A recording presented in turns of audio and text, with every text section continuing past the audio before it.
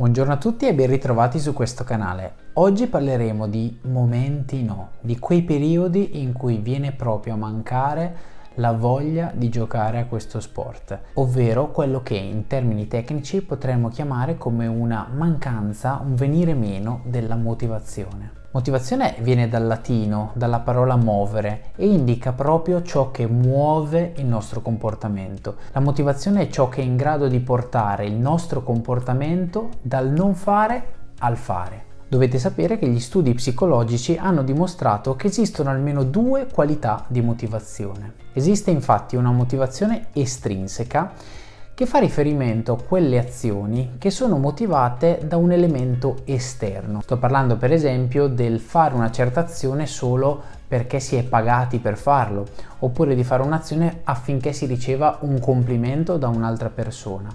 Vedete che in questi casi io compio un'azione ma la faccio perché c'è un riconoscimento esterno. L'altra tipologia è invece la motivazione intrinseca, ovvero un tipo di motivazione in cui la motivazione rimane all'interno dell'azione stessa.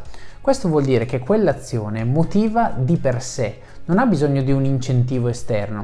Per esempio, se la mia passione è il tennis tavolo, io giocherò a tennis tavolo, non perché qualcuno mi paga per farlo, non perché voglio ricevere un complimento, ma per il semplice fatto che farlo mi fa stare bene. Naturalmente, la maggior parte delle azioni che conduce un essere umano sono un mix tra le due motivazioni, quindi possono essere sia motivate intrinsecamente sia estrinsecamente. Pensiamo per esempio a quando uno fa un lavoro che gli piace. In quel caso è un'azione che fa volentieri, ma che fa anche per ricevere un contributo in denaro. Quindi ci sono proprio entrambi i poli che coesistono. Tuttavia, in ogni azione è quasi sempre riscontrabile una predominanza dell'uno o dell'altro. Ecco, in uno studio che ho condotto e che è stato pubblicato insieme ad altri colleghi in una rivista internazionale, è proprio emerso che a livello motivazionale i pongisti hanno una precisa caratteristica, ovvero hanno una predominanza di motivazione intrinseca. Questo rappresenta un elemento di grande valore nella motivazione allo sport, dal momento che è chiaro a tutti che per raggiungere grandi risultati bisogna essere motivati, e tra le due, tra la motivazione intrinseca e la motivazione estrinseca, quella intrinseca è di gran lunga quella preferibile, quella che ti porta a fare quel qualcosa in più per raggiungere i tuoi obiettivi. Quindi già possiamo considerare che i giocatori di tennis tavolo hanno questa caratteristica un po' speciale rispetto agli altri sport. Tuttavia, anche per i giocatori di tennis tavolo ci sono i momenti in cui la motivazione cade sotto i tacchi, in cui veramente si entra in un periodo di crisi da cui è veramente difficile tirarsi fuori. In quei periodi risulta veramente difficile trovare la forza interiore per non mollare. Vorrei allora raccontarti la storia di un pellegrino che si reca a fare un pellegrinaggio in Francia. Una volta giunto in Francia vede 3 spaccapietre. Il pellegrino, vedendoli lavorare duramente, si incuriosisce e decide di chieder loro cosa stessero facendo. E allora si reca dal primo. Cosa stai facendo? Questo primo spaccapietre alza il viso, tutto sudato e sofferente, e dice: non ho un soldo, sto cercando di guadagnarmi da vivere. Non soddisfatto si reca dal secondo pellegrino, ugualmente sudato e sofferente, ma con un viso un pochettino più disteso. Gli chiede: cosa stai facendo? E lui risponde: mi sto guadagnando il pane quotidiano per mantenere la mia famiglia.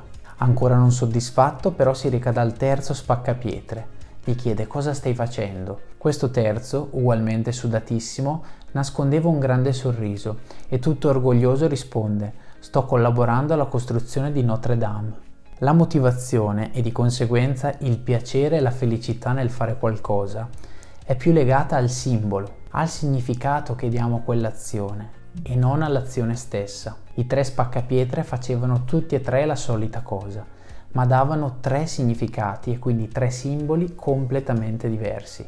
Non dobbiamo però commettere l'errore di pensare che la motivazione vada aspettata. Blaise Pascal, che era un matematico, filosofo e teologo francese, aveva creato una modalità per convincere le persone a diventare credenti. Lui ovviamente era molto credente in Dio e per convincere le altre persone di questo gli diceva: tu comportati come se fossi già credente, fai tutto e per tutto come se già credessi, vai in chiesa, prega effettua i sacramenti, fai tutte queste cose e vedrai che la fede seguirà in modo naturale a queste azioni. Questo aneddoto storico nasconde un grandissimo insegnamento, ovvero la consapevolezza molto profonda che noi con le nostre azioni possiamo influenzare quello che sentiamo qui dentro e che quindi se non ci sentiamo motivati, se in quel periodo sentiamo che proprio siamo a terra, comportandoci come se fossimo motivati,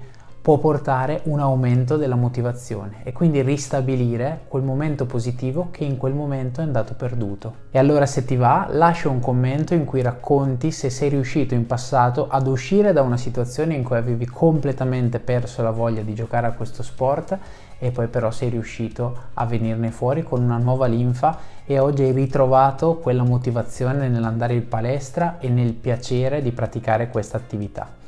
Io come sempre ringrazio tutti per il supporto e ci vediamo in un prossimo video del Dottor Psi Pong.